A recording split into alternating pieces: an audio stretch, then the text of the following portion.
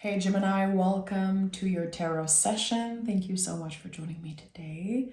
We're going to dive right into your reading. Make sure to like, subscribe, join the family so you don't miss out on weekly sessions.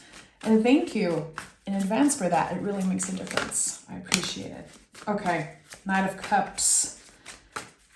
Moving differently. Showing yourself and others more compassion after difficult times. Interesting. We have the Nine of Pentacles and the Knight of Cups.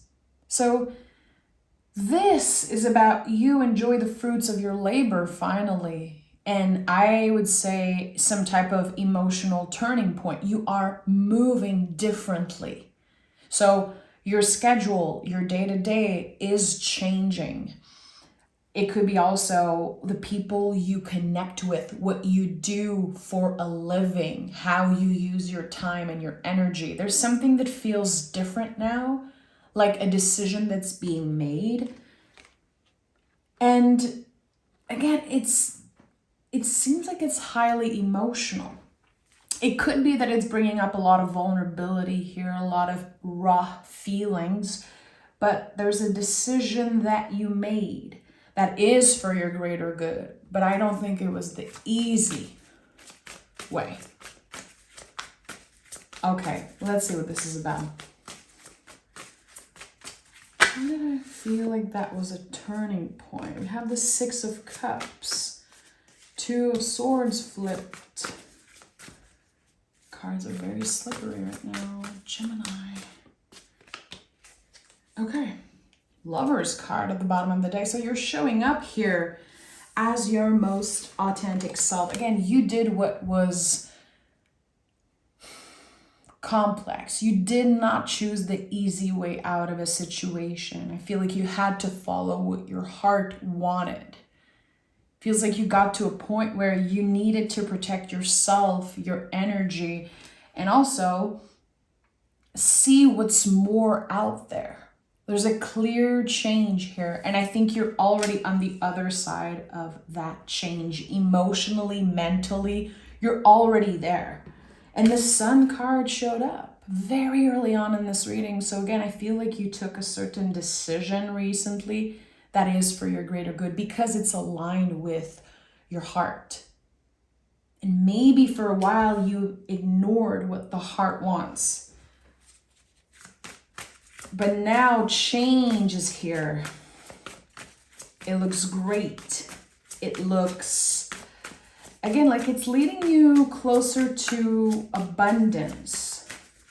But at the end of the day, abundance is a perspective because we can find it, cultivate it in very different, non-traditional ways. And I feel like this is part of your story here. Four of Swords. So you're going to have a little bit of time to rest before something begins. It's like you're getting off time or an in-between to recuperate, to recharge. The Four of Swords to me is putting the oxygen mask on yourself first. You are being selfish for the right reasons, and it's probably the best thing you should be doing right now, to think about you.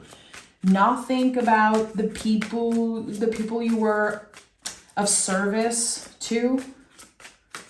It's about you in the present moment and what feels like the next step. Yeah. What are you ready to say, you know, it served me for a while, but I'm done with it now. And there's a lot of love and there's a lot of appreciation for what it brought you, how it helped you evolve and heal, but something is over. Gemini, I think you know it, you can feel it. Again, I already believe that you are on the other side of this change. Something already has been initiated. And with the Ten of Pentacles, to me, this is a lot about ancestors, how as we heal ourselves, we are healing ancestral wounds. So whenever you make a decision that's based on your values, again, you showing yourself compassion, you following what your heart wants, you are healing your ancestors when you do that, because not everyone in the past had the opportunity to follow their heart. Here, there is a rational decision. It was thought over. It was not necessarily an impulse or, again, something irrational. It was a very important decision, and you chose what was right for you. It's aligned. It's almost perfect, I would say. Yeah, and the strength card is here. And 2024 is a strength card year. When you add 2 plus 2 plus 4, it gives you 8. So 8 is the kind of higher number of this year. And with the strength card, we are all transforming as a collective. We are all getting closer to what we really want. But it requires so much vulnerability. It requires so much courage to get there, to say, hey, this is what I want. It's not what people are expecting of me. It's definitely not, again, the easiest of solutions or the easiest path, but it's the right one. So I'm going to take a leap of faith. I'm going to try. Yeah.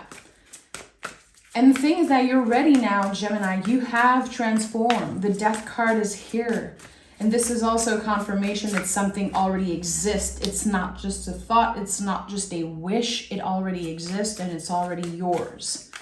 So this is you at your greatest turning point yet, after a very deep transformation. And 4 of Pentacles is here. So to me, this is about very, very slow moving energy, one day at a time. There's a lot that you don't know yet about future, potential jobs, potential relationship. You're really learning to trust yourself fully here, to work with your intuition, to work with, again, yes, this very rational side of you, but also this vulnerable side of you, which exists. It's just not what people celebrate you for or know you for, but you have this vulnerability just like anyone else, and you grow from it. You understand the value of it. And here we have the 7 of Swords. So there's something connected to the past, Gemini, that is still very present in your energy. It's interesting how it's coming up as not a regret per se, but something about timing. I wish I did this move a lot earlier in life. I wish I knew back then that it wouldn't be that hard. I feel like this is something you've been thinking about for a very, very long time. And the 7 of Swords is when the mind, the nervous system really activates and say, shoulda, coulda, woulda. I wish things were different. I wish I knew better. But it calls us back to the present moment, always. The 7 of Swords says, you cannot change the past. You cannot predict or control the future. But right now, in this moment, you have enough on your plate. You have more than enough to deal with. And I think that the more anxious and the louder the nervous system gets, the more aligned we are with the soul, with the heart. So you're supposed to question everything. You're supposed to be a little unsure because it feels too good to be true. Because it's, again, what the heart wants.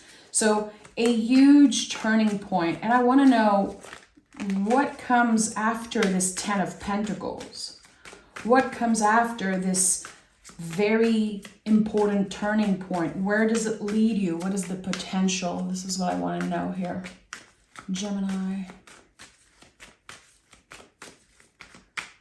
Gemini. 3 of Swords. So the courage to speak your truth. Time to heal. The gift of clarity, the gift of time. Having more time to focus on your mental health. having more time to focus on your emotional health. And the Nine of Pentacles came through for the second time. So yes, we're talking about abundance, but abundance in all forms. And I've said this earlier in this reading, abundance in very non-traditional forms. It's not just about the money. It's not just about what you will eventually possess because of this up-leveling. It might be part of it, but it's not what's at the heart of it. It's deeper than that. 10 of Cups confirms it in 3 of Swords. So 3 of Swords is another card of courage. It's the Sacred Heart.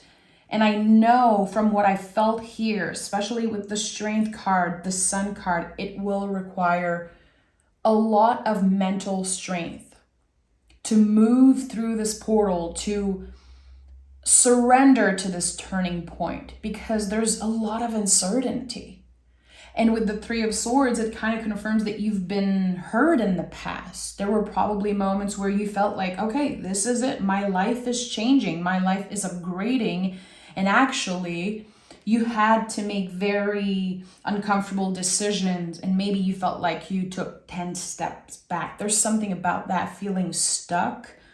Or again, moments where you had to break your own heart. So I don't know if this is about ending a relationship, ending a past relationship, quitting a job. There was a certain move that is kind of coming up to the surface as you are surrendering to this very important turning point. The past comes up, and that creates a lot of doubt. That creates a lot of noise. But actually, what wasn't properly healed, what you did not get the chance to address in the past when it comes to healing, when it comes to, again, a certain moment where you had to break your own heart, there's so much healing finally around that. And that's why the Knight of Cups is here, because this card, as I started this reading saying, this is you showing yourself more compassion, showing your past self more compassion, but also your present self, 9 of Pentacles.